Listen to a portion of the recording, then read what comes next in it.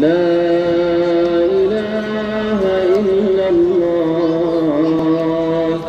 Allahu ekber, Allahu ekber, Allahu ekber.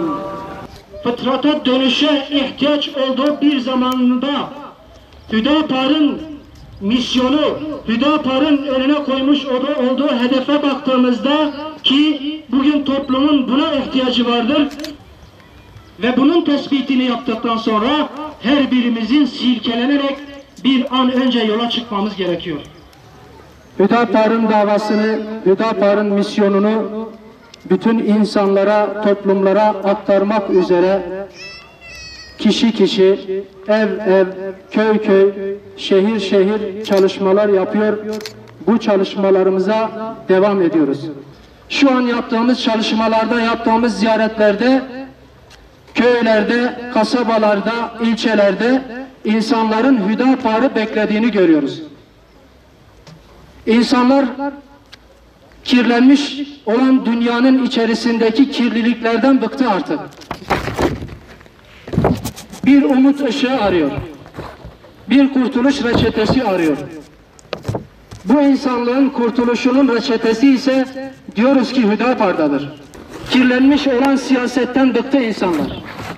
Ama Hüdapar'ın hür kadroları, ahlaklı kadroları, Hüdapar'ın misyonunu anlatan, doğru, adaletli, güzel bir şekilde Hüdapar'ın davasını anlatan insanlarla karşılaştıkları vakit inanın ki bizim beklediğimiz düşünce budur diyor ve hemen Hüdapar kadrolarına teslim oluyorlar.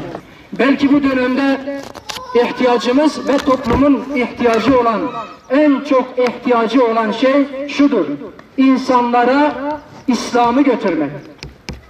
Ve bugün bu siyasi arenada, siyasetle, Hüdapar'ın siyasi anlayışıyla biz insanları aslında İslam'ı götürüyoruz, insanları fıtrata dönmeye davet ediyoruz.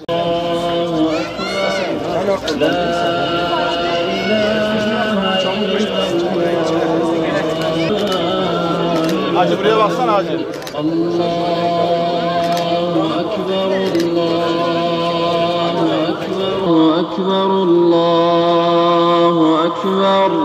La ilahe illallah.